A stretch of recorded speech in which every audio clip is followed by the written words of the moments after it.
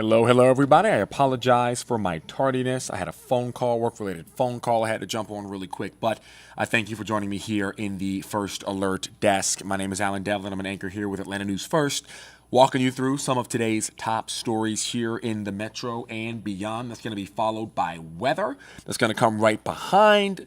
Pretty decent week ahead of us in terms of weather, but we're going to talk about that, or at least I'll let Patrick Pete talk about that here in just a couple of minutes. We're going to start off here with a crash that actually happened around 6 o'clock today. It was breaking news into Atlanta News First, and it is still being cleaned up at this hour. It's a multi-vehicle crash, I should say.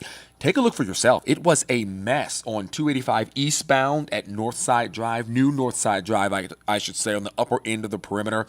We were trying to dissect what happened here. We were told that at least seven vehicles were involved in this crash. This video was shot right around 6 o'clock. The Atlanta News First chopper was live over that scene.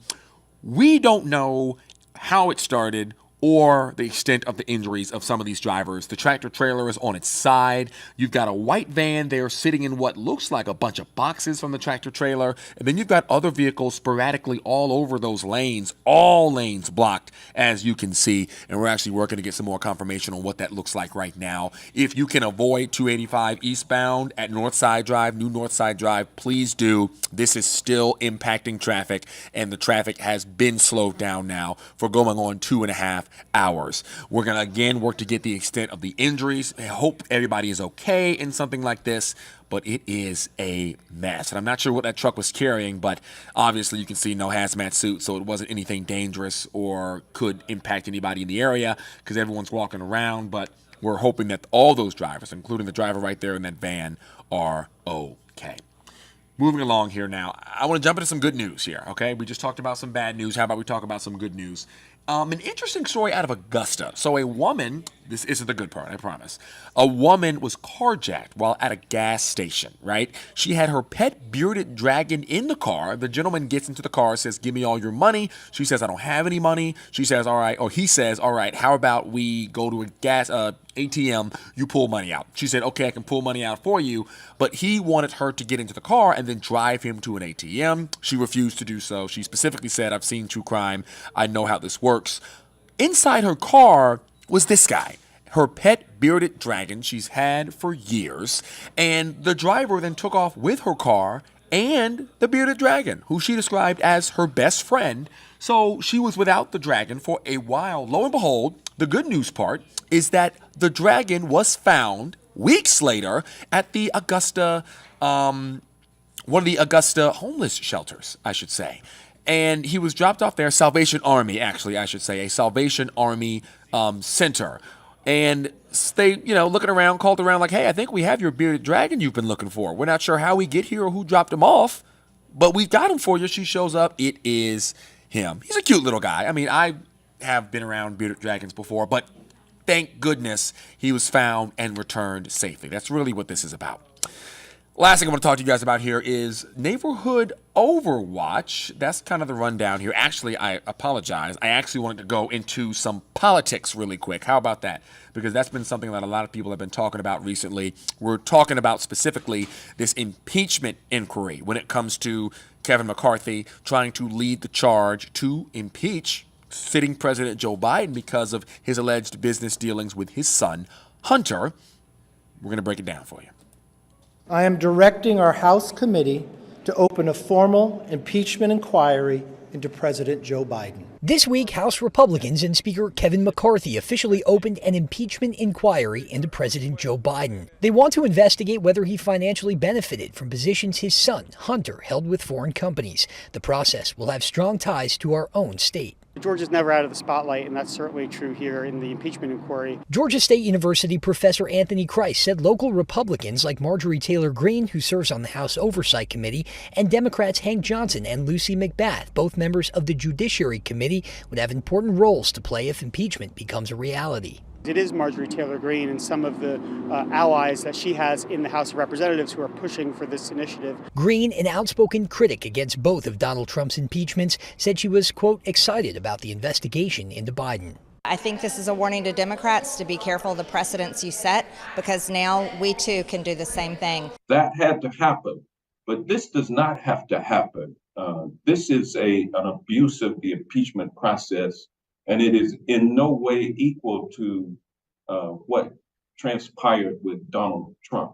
Representative Johnson claims the move is purely politics. Without any evidence whatsoever, Republicans are coming forward with an impeachment resolution reducing the exercise of impeachment, the responsibility of impeachment, to a political tactic. So this is something that is growing in strength, but there's still a lot of uphill battles for Kevin McCarthy and any Republicans that are agreeing to move forward with this. They do not have enough Republican votes to actually pass it, and many of those Republicans are warning against it. But the Republicans that are on board for the impeachment still gung-ho with this move. We'll keep you updated as that one moves forward.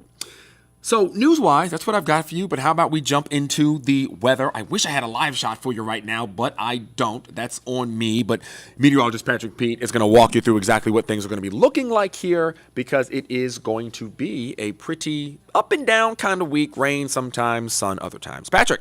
Yeah, unfortunately, we're dealing with an unsettled weather pattern that's really going to take hold and dominate the forecast for the next couple of days. If there's any good news in the forecast, it's that, number one, temperatures are going to be cooler, so we're not dealing with the 90s. And also, there's not a complete washout in the forecast for the next few days, which is great news. You are going to have to dodge some showers, though. That boundary that moved through today, that brought us some rain, it brought us some storms yesterday. It's going to be stalling just to the south of us, and that's just going to keep a rain chance around as we head through the next day or so. So spotty showers likely Thursday and Friday. It looks like Saturday we could see another system bring the chance of some showers and storms to northwest Georgia. That front should slide through on Sunday. We'll keep some rain around and then eventually dry out as we march towards the beginning of next week. But let's get you through the next 48 hours. And cloud cover for the morning drive. Some folks will see some spotty showers, especially south and east of I-85. Looks like the best chance for morning rain. But where it's not raining, it's going to be a bit gloomy out there. And we're going to keep a rain chance around as we push into the afternoon. Roughly 3 to 7 o'clock in the second half of the day, we're going to be watching areas along the I-20 corridor and points to the south, because that's where we'll see the best chance of seeing some of those showers and storms fire up through the second half of the day. And some of that energy is going to be with us as we head into the evening hours tomorrow. So plan accordingly. Those showers and storms really going to be intermittent, not consistently around all day. Cooler temperatures because of the cloud cover and the rain chance, and we're going to be dealing with an easterly component to the wind, so that's going to help keep temperatures a little bit cooler. We're going to struggle to hit the low 80s, but I think some locations will get there, including us here in Atlanta. And cooler numbers are around the corner as we start off your Friday morning. So we're talking about mid to upper 60s yet again, a nice start to the day if it weren't for those pesky showers. Now, something about Friday's rain chances, it's if you were joining us yesterday, we actually had a good mix of sun and clouds, but guidance has been keeping that boundary around another 12 hours or so. So we're going to keep a rain chance around for the first half of the day at about 20-30%. But it looks like we're going to see things really trend a little bit drier as we head into the afternoon. So as long as this trend holds up, I think that when you're heading out to work, a little gloomy with some spotty showers. But once you get off, that ride home is looking pretty sweet. And I mean, if we had to have a drier side to Friday, if it had to be Friday morning versus Friday evening, I think that we're all in unison here with wanting Friday evening to be drier. So that's trending in something that's an agreeable direction for all of us. As we head towards the weekend, there's a lot going on. I know folks are planning to go to the Music Midtown Festival or the Music Midtown. There's going to be a whole lot of concerts out there in Piedmont Park. Friday, the event starts in the evening, and that's trending a little bit drier, which is great news. Saturday and Sunday is where we're going to have to really stay dialed in to that First Alert Weather app for those spotty showers and thunderstorms firing up, especially in the afternoon. That's going to be something that's going to be a bit messy. And then we trend drier as we head into next week. A couple of dry days with temperatures in the low to mid 80s. Dew points are going to be manageable, so it's going to feel quite nice out there for the bulk of that. And we're going to be sailing towards the mid 80s by next Wednesday. Keeping an eye on the tropics, Hurricane Lee, those winds have come down. It's starting to move into cooler waters. Wind sustained at 105 miles per hour. It's moving to the north-northwest at about 9, so curving more towards the north now. For the last couple of days, that track has been more west-northwest.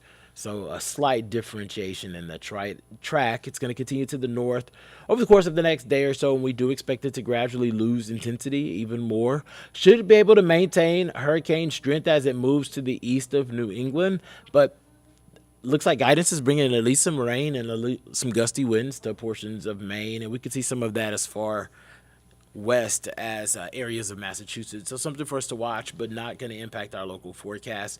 And of course, we're keeping an eye on Hurricane Margot as well, because Margot has been maintaining hurricane strength for the last day or so, and that's something that we'll have to at least keep an eye on. Going to be a maritime issue, but we like to stay aware of what's going on out there. Also, there's another area, that a tropical wave that has come off the coast of Africa. We've been actually watching it for a couple days here, but because there's Lee out there and Margot and then all of our weather, we haven't really had a lot of time to talk about it. But there is a wave that has the potential to develop into a tropical depression over the course of the next 2 days and could be a tropical storm. Guidance has been hinting at some intensification, so we'll have to watch it. I'm actually going to get to that tonight on Peachtree TV at 10. I'll be doing that at around 10:15. So if you are around and you're free, you can actually tune in at 10:15. I'm going to deep dive into that wave and give you an update on that. And then, of course, our local weather. So I'll leave you with this 7-day forecast so that you can do your screenshots, plan ahead, for you to scan that QR code just in case you haven't done so just yet. And we'll see you tonight in about an hour and a half. Happy Wednesday.